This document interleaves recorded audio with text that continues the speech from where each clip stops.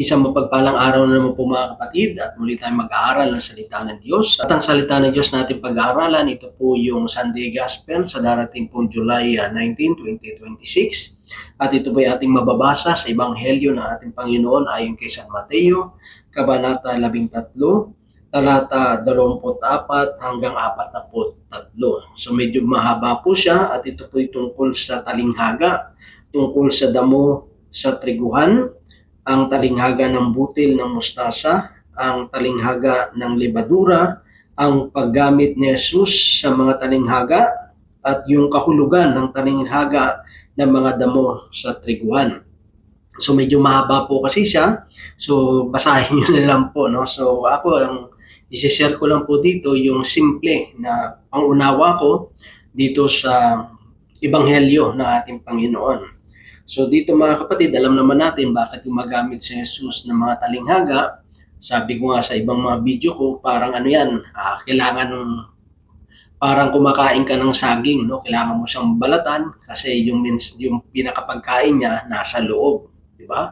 So napakalaga na pinakikinggan, inuunawa ang bawat talinghaga para maunawaan mo yung mensahe. Diba? Kaya nga minsan kapag may mga nakakausap tayong mga taon medyo malalim, diba, sinasabi natin masyadong matalinghaga ang iyong tinuran. Diba? Ibig sabihin, puno ng kaalaman, puno ng karunungan. Yung sinasabi ng isang tao kapag nagsasalita siya ng mga matalinghagang salita. So hindi ito basta-basta maunawaan ng tao, maliban na lang kung ipaunawa sa kanya o meron siyang malalim na kakayanan o mahusay yung kanyang pangunawa, di ba? So kailangan talaga na inuunawa yun, iniintindi, pinakikinggan para makuha mo yung pinaka-mensahe. Kasi hindi naman sa lahat ng pagkakataon ay susubuan na lang tayo ng susubuan, di ba? Sa buhay paglilingkod, darating din yung time na dapat ikaw na ay marunong na rin na magluto ng sarili mong pagkain. Yung pagkain mong spiritual, wag mo palaging iaasa sa ibang tao. Di ba? Huwag tayong masanay na puro na tayo pakinig ng pakinig, kundi dapat matuto rin tayong magbasa at umunawa. Kasi ano yan pinapractice din natin, hinahasa rin natin yung ating skill, yung kakayanan natin na magnilay. Kasi the more tayo na nagninilay, mas lalo tayong natututo, mahasa yung utak natin na unawain yung mensahe ng ating Panginoon, di ba? So with the guidance pa rin naman ng banal na espiritu, di ba? So dito may kita natin yung mabuting binhi, hindi ito katulad ng yung naghahasik, yung binhi na sinasabi yung salita ng Diyos, pero dito iba, di ba? Yung mabuting binhi, ito yung mga taong pinaghaharian ng Diyos. Hindi ito yung salita ng Diyos, ito yung mga taong pinag-aarian ng Diyos na kung saan makababasa rin natin sa Ebanghelyo ng ating Panginoon ayon kay San Lucas, Kabanata 17, talata 21. So babasahin niyo yung translation sa Tagalog na NIV translation. Ang sabi doon, sapagkat ang totoo'y nagsimula na maghari ang Diyos sa puso ng mga nananalig sa Kanya. So kaya nga, ito yung mga taong pinaghaharian ng Diyos, ito yung mga taong nananalig sa Kanya. No? So, yung paghahari ng Diyos, sabi doon ay nag-umpisa na nang ang tao ay nag-umpisang nanalig sa Panginoon. Di ba? So, ito, mga mabubuting binhi, ito yung mga mananampalataya ng ating Panginoon at yung mga masasamang damo, mga kapatid, ito yung mga taong pinaghaharian ng dyablo. Yeah? So kung mayroong pinaghaharian ng Diyos, mayroon din pinaghaharian ng dyablo. At sinasabi dito mga kapatid, yung bukid, kasi kung doon sa Last Sunday Gospel, yung bukid na sinasabi doon, yung kondisyon ng puso ng tao. Pero dito naman, mga kapatid, yung tinutukoy na bukid dito ay yung sanlibutan, itong mundo natin. Kaya nga sa mundo natin, merong mabuti, merong masama. So ibig sabihin, may masama at mabuti. No? Ano ba yung purpose? No? Bakit meron? No? Bakit inallowed ng Diyos? Kasi sabi nga doon sa binasa natin, nag-ano yung mga alagad niya, kung pwedeng bunutin. Pero sabi ng ng Panginoon, huwag bubunutin kasi nga baka maapektuhan pati yung trigo. Pag binunot yung masamang damo, di ba? Masasama yan eh. Kasi kahit naman yung sa mga palay, di ba, may tumutubo rin ano dyan na mga damo. At kung hindi ka mag-iingat, eh, talagang baka pati yung sa mga magsasaka, di ba, yung mga palay, baka pati yung palay mabunot mo. So dito mga kapatid, hinayaan lang. Kasi sabi nga, sa katapusan ng mundo, pagdating ng time mga kapatid, ise-separate naman yung mga masasamang damo at yung mga trigo. So ibig sabihin dito mga kapatid, kasi ano ba yung kahalagahan yon, diba? At ano yung pagkakaiba ng mga taong nananalig sa Diyos at yung mga taong wala sa Diyos, diba? Na pinag-aarian ng diablo. So dito may kita natin, sinabi nga yung talingaga sa butil ng mustasa. Diba? Sabi dun, ang pinag-arian ng Diyos ay katulad nito. May isang taong nagtanim ng isang butil ng mustasa sa kanyang bukid. Pinakamaliit ito sa lahat ng binhi, ngunit kapag natanim na at lumago ay nagiging pinakamalaki sa lahat ng puno ng gulay. Ito'y nagiging punong kahoy, pat napamumugaran ng mga ibon ang mga sanga nito. So ibig sabihin, kapag ang tao dito na pinaghaharian ng Diyos, dapat nagiging tayo, napakikinabangan tayo, di ba? Nagiging pagpapala tayo sa iba. Kasi nga, sabi doon, sa mundo kasi, kapag pinaghaharian ka ng Diyos, siyempre, dapat nakikita sa iyo yung kabutihan. Yung mga taong pinaghaharian ng Diablo, siyempre, kasamaan. Dito kasi sa mundo ngayon, kapag gumawa ka ng mabuti, ang tao medyo nagtataka na di ba? Yung mga tao parang nagtataka, tumutulong, gumagawa ng mabuti, di ba? Parang mas ina-expect ng tao ngayon na normal na yung tao gumagawa ng masama di ba? Parang hindi normal yung pag gumawa ka ng mabuti, no? Pag ang tao ay gumawa ng masama, nanloko ng kapwa, gumawa ng hindi maganda, parang normal na lang sa mundo di ba? Kaya parang yung iba nagtataka, bakit gumagawa ito ng mabuti, gumagawa ito ng maganda sa kapwa. Kapag ang tao ay marunong humingi ng patawad, di ba? Kapag ang tao ay umaamin ng kanyang mga pagkukulang, pagkakamali, di ba? Kapag ang tao ay marunong magpakumbaba, parang hindi normal, no? Parang nagtataka yung tao. Meron pa bang ngayon? Meron pa bang ganyan mga tao? Di ba? Parang hindi na normal ngayon yung kapag ang tao ay namumuhay ng may kabutihan. At may kita natin, siyempre, parang hindi pansinin Kasi kahit naman ngayon sa social media, di ba? Ang nagbabiral ngayon, mga masasama, di ba? Yan, kasi yun ang nagbabiral ngayon. Yung mga krimen, yung mga pandaraya, panglalamang, yung mga pagnanakaw, yun ang nagbabiral ngayon Pero yung kabutihan, hindi masyadong pinapansin yun. Di ba? At nga ito yung pangangaral ng salita ng Diyos Mas uunahin pa ng tao yung chismis, di ba? Yung kasiraan ng buhay ng tao, yung kasiraan ng puri ng ibang tao.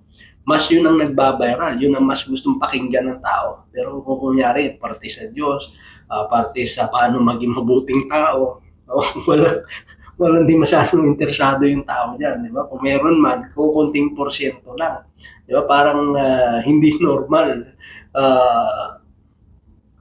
Dito sa mundo, kapag naging mabuti kang tao, di ba? Normal yung maging masama. Ganun talaga Kaya nga sinasabing mga makamundo yung sanlibutan. At ito ay isang challenge sa atin bilang mga pinag-aharian ng Diyos na kung saan mga kapatid, sabi nga doon, yung maliit ka man, itong butil ng mustasa, pero pag naitanim, nagiging malaking klase ng puno ng gulay. At sabi doon, namumugad ang mga ibon sa kanyang mga sanga. So, ibig sabihin, na isi-serve mo yung purpose mo, nagiging malaking kapanabangan tayo sa mundong ito. Diba? Ibig sabihin, mga kapatid, nagiging malaking tulong tayo sa iba. Yung mga pinag-arian ng Diyos, hindi lang yung sarili natin iniisip natin, kundi kailangan nating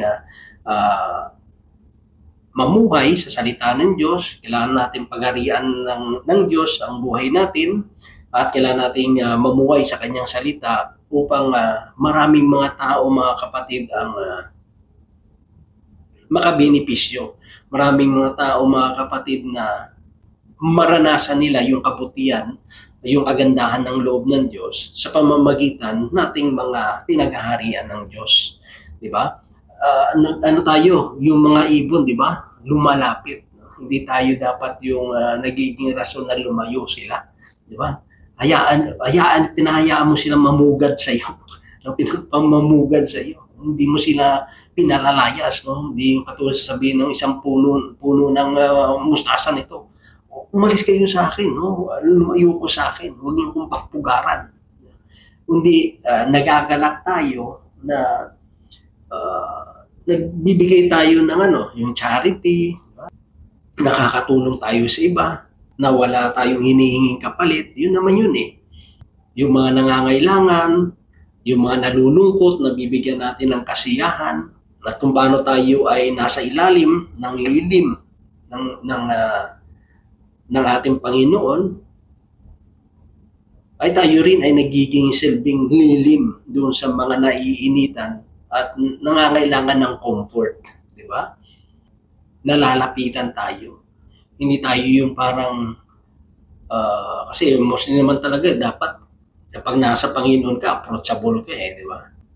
Hindi yung nasa Panginoon ka, sama pa ng ugali mo, di ba?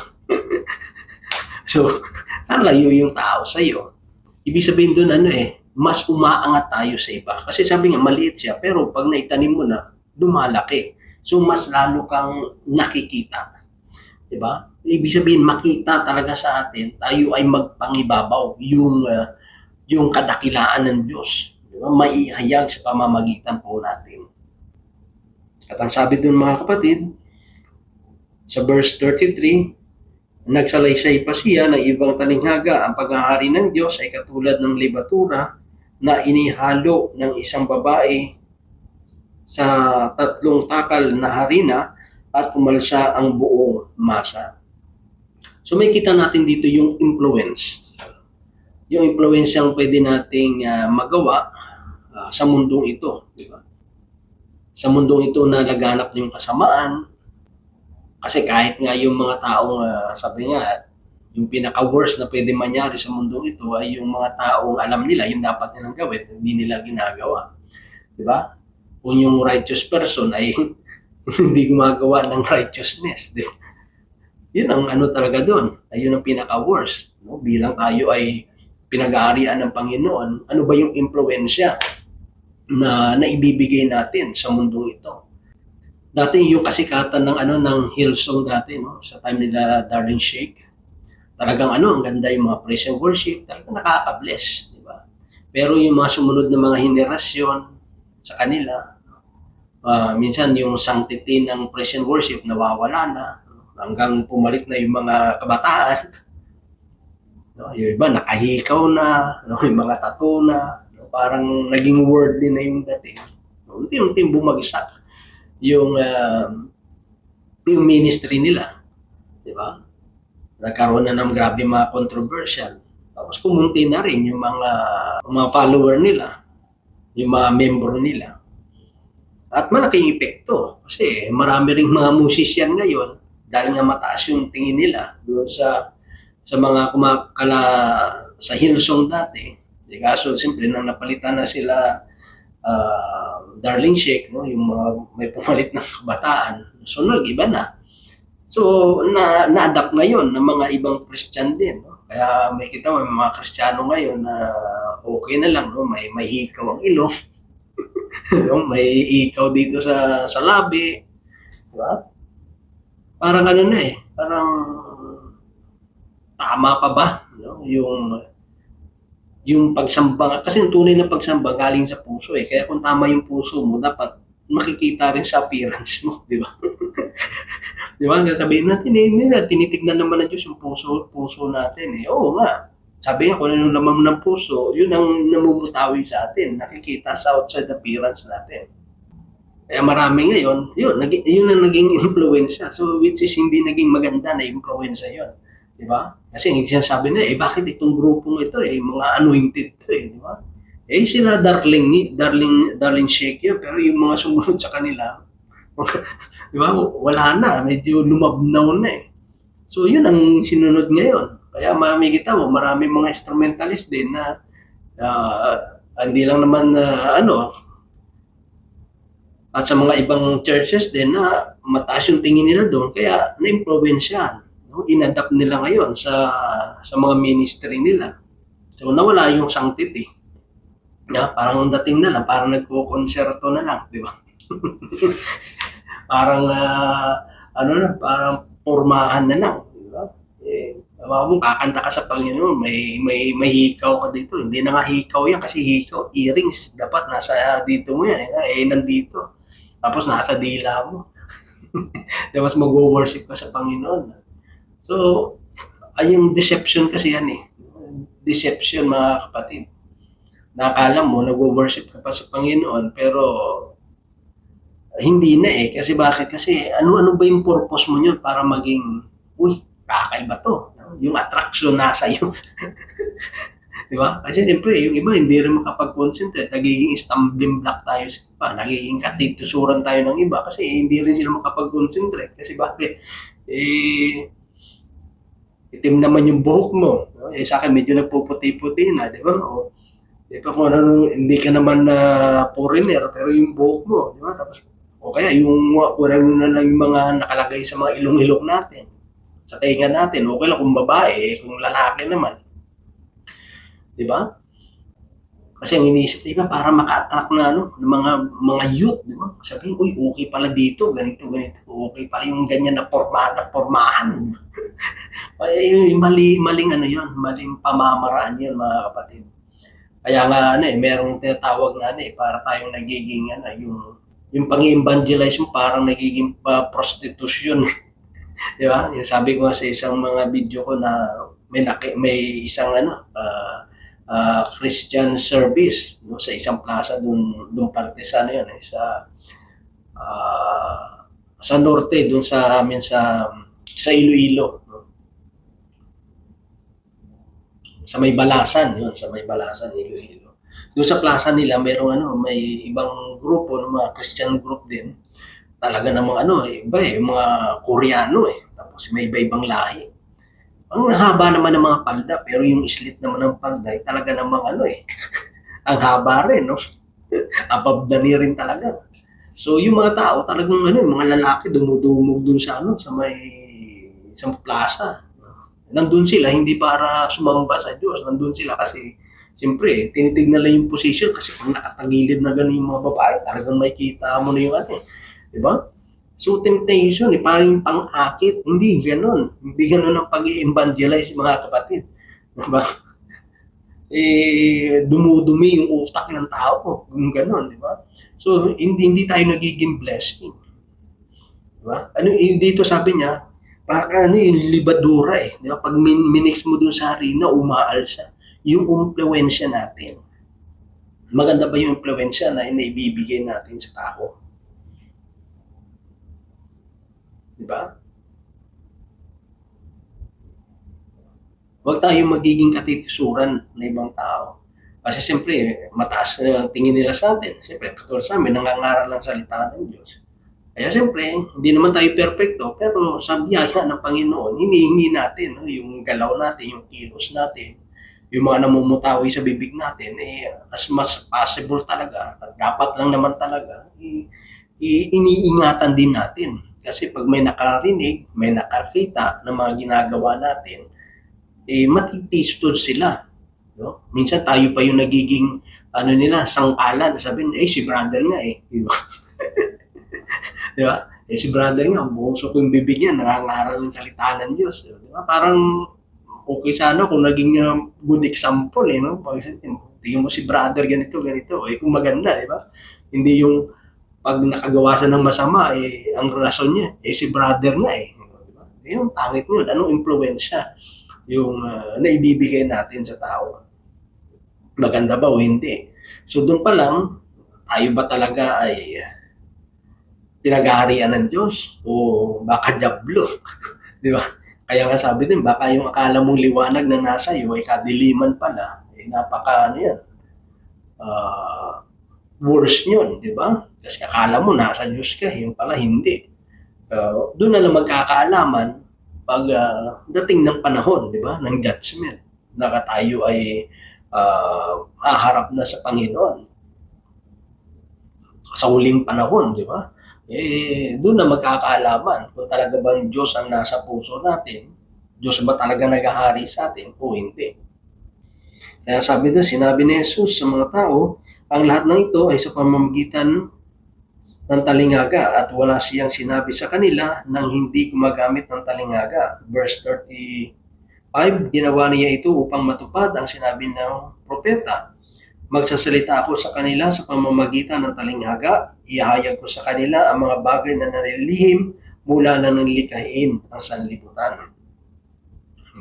So dito talagang hinahasa rin tayo ng Panginoon Kasi sa mundong ito, napakalaga ng discernment. So, i-discern mo. Ito ba ay panluloko o hindi? Tama ba to o hindi? Kasi ang demonyo kasi nag-i-imitate Diba? Yung kala mo blessing siya pero hindi. Diba? Kunyari, nagkaroon ka ng trabaho. Uy, laki ng sweldo. Tapos, relax ka lang. Maganda siya kung titignan mo. Sabi, uy, blessing to, blessing.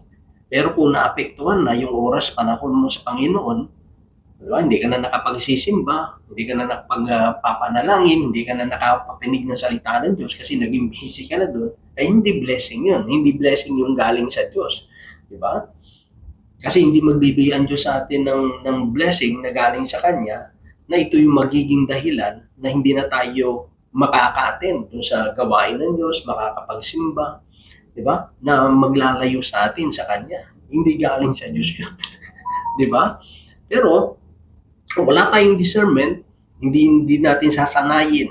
Wala kasi sanayin natin sarili natin No? Yung discernment natin, yung pangunawa natin, lalo sa pakikinig, diba? Sa pagninilay, marami tayong matutuklasan, marami tayong mga bagay na mauunawaan na dati hindi natin nauunawaan, pero sa tulong at biyaya ng Panginoon, sa patuloy nating pagninilay, pag-aaral ng salita ng Diyos, nadadagdagan yung ating karunungan at kaalaman sa salita ng Panginoon. At siyempre, hindi lang dapat na matutunan natin yan, ang pinakamalaga sa lahat ay isasabuhay po natin, mga kapatid. Kaya sabi doon, pagkatapos iniwan ni Jesus sa mga tao at pumasok sa bahay. Lumapit sa kanya yung mga alagad, yung sa verse 36 na, ito na yung pinahayag na ni Jesus yung kahulugan ng damo sa triguan. Ito ang tugon ni Jesus, ang anak ng tao ang nag-aasik ng mabuting binhi. Ang bukid ay ang sanlibutan at ang taong pinaghaharian ng Diyos ang mabuting binhi at ang taong pinaghaharian ng dyablo ang masamang damo. Ang kaaway ang naghahasik ng mga iyon ay walang iba kundi ang dyablo. Ang pag-aani ay ang katapusan ng daigdig at ang mga anghel ang magtagapag-ani. Kung panahong iniipon ang mga damo at sinusunog, gayon din ang mangyayari sa katapusan ng daigdig. Susuguin ng anak ng tao ang kanyang mga anghel at iipunin nila mula sa kanyang pinaghaharian ang lahat ng nagiging sanhi ng pagkakasala at ang lahat ng gumagawa ng masama. Diba? Ang lahat ng sanhi ng pagkakasala at ang lahat ng gumagawa ng masama. Ibig sabihin kung tayo yung nagiging sanhi. Yung sinasabi ko nga, tayo yung hindi tayo magandang impluensya. Di ba? Tayo yung nagiging na tao ay mapahamak. Mahilig tayong mag-side comment, mahilig tayong mang-chismis, di ba? Manira ng kapwa natin. Di ba? O kaya masyado namang leading yung mga sinasabi mo para yung tao magduda sa kapwa niya.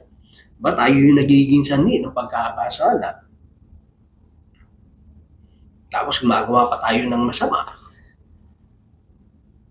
Tayo yung mga titipunin. Tayo yung mga masasamang damo na nasusunugin, di ba? At ihahagi sa maningas na pugon. Dooy mananangis sila at mangangalit ang kanilang ngipin. at magliliwanag na parang araw ang mga matuwid sa kaharian ng kanilang Ama. Ang may pandinig ay makinig. So, darating ang time talaga mga kapatid, doon malalaman sino ba talaga yung pinag-aarian ng Diyos at sino bang hindi. Marami kasi ngayon yung bulaan at nagkukunwari lang na lingkod ng Diyos. Di ba? Nagkukunwari lang na maka-Diyos, kukunwari lang na... Kasi pwedeng mong magdaya di ba?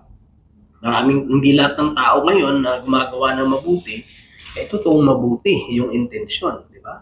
Hindi lahat ng nakikita natin lalo sa panahon natin masyadong high-tech, yung social media, di ba? May AI na. Hindi lahat na nakikita natin ay talagang totoo. Di ba? Na pag ang tao gumawa ng mabuti, talagang mabuting ginagawa niya. Di ba? Malalaman at malalantad yan. At siyempre, mas nakakayayo. Kunyari, ako nangangaral ako ng salita ng Diyos. Tapos pagdating ng araw, hindi ka napunta sa langit. Di ba? Hindi nang nangangaral sa amin, si brother yun. Di ba? Tapos pagdating ng araw, hindi ka nakapasok sa langit. Tapos yung mga pinangangaralan mo, yun ang nakapasok. Di ba? Kaya yan, di ba? Malalantad lahat ng mga sekreto natin, mga tinatago natin. Kaya hindi maganda mga kapatid na yung mga ganyang gawain. Kasi pagdating talaga ng araw na ito mga kapatid, wala na Diba? Mahaba na yung binigay sa atin ng Diyos At isa rin sa mga reason bakit nga may masama, may mabuti. Kasi kung lahat tayo mabuti, ano pa yung i-improve sa atin? Wala tayo, puro mabubuti, walang masama. Paano matitest yung kabutihan natin kung walang masama? Di ba? Di ba? Paano matitest? Paano masasabing mabuti kang tao? Walang comparison Di ba? Mabuti, masama. Kung puro lahat mabuti, ano comparison mo? Paano masabing mabuti kang tao? O, di ba? At tsaka walang hindi tayo mahuhubog. Diba? Yung patience mo, wala naman nagpapainit ng ulo mo. Yung pagpapakumbaba, paano mo may pra-practice yun? Yung pagiging maunawain, yung kabutihan, paano mo may pra-practice yun? Kung lahat mabuti, di ba? At kung puro masama naman, paano sila magiging mabuting tao kung walang magpapakita sa kanila ng kabutihan, di ba?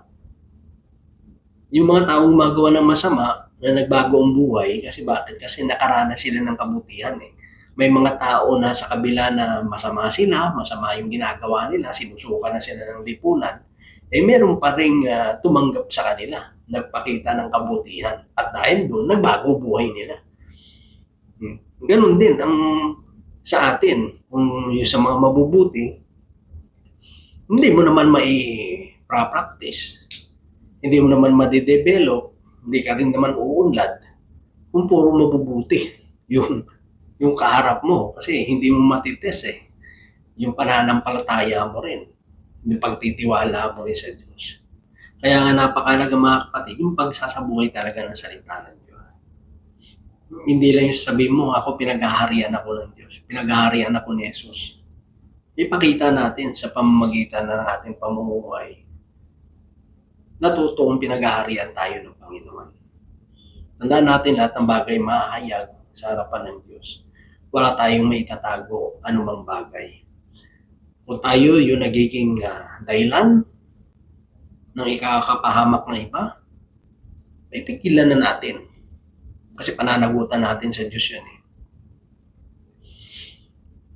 Kaya nga nang tinawag ako rin ng Diyos na mga aral ng salita ng Panginoon, maraming mga bagay sa buhay ko na kailangan kong bitawan. Di ba? May mga lugar na gusto ko sanang puntahan, pero hindi ko na pwedeng puntahan. Di ba?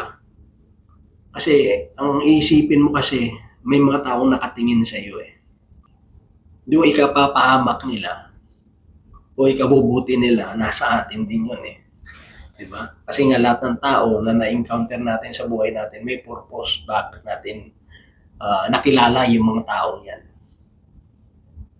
Tayo bang magdadali sila sa kabutihan o kapahamakan? Hindi kasi puro sa ganda ng sinasabi yan eh. Di ba? Hindi puro sa ganda ng sinasabi. Kasi kahit anong ganda ng sinasabi mo, pag nakilala ka na ng tao, mawawala ng gana eh, di ba? Sabihin, ay, ganyan pala talaga siya. Di ba? Parang ano eh, mawawala ng isa-isa eh, mawawala ng kabuluhan. At minsan sabi mo, fix your eyes unto Jesus, the author and the perfecter of our faith. Minsan wala eh, talagang gustuin mo minsan, kaso pag mahina-hina ka sa pananampalataya, parang sabihin mo, Lord, talagang mahirap eh. Di ba? Kaya ang ano talaga din is wag tayo magiging katitisuran. Katulad ng binasa natin, dapat nagiging mabuti tayong impluensya sa mga tao at nagiging malaking kapakinabangan tayo para sa kanila upang sila ay makakilala sa Panginoon at kung paano tayong pinag-arian ng Diyos ay sila man ay pag-arian ng Diyos sa pamamagitan ng kanilang pananalig sa ating Panginoong Yesus. So yun lang mga kapatid at nawaan Diyos patuloy magpala sa bawat isa sa atin. God bless po sa ating lahat.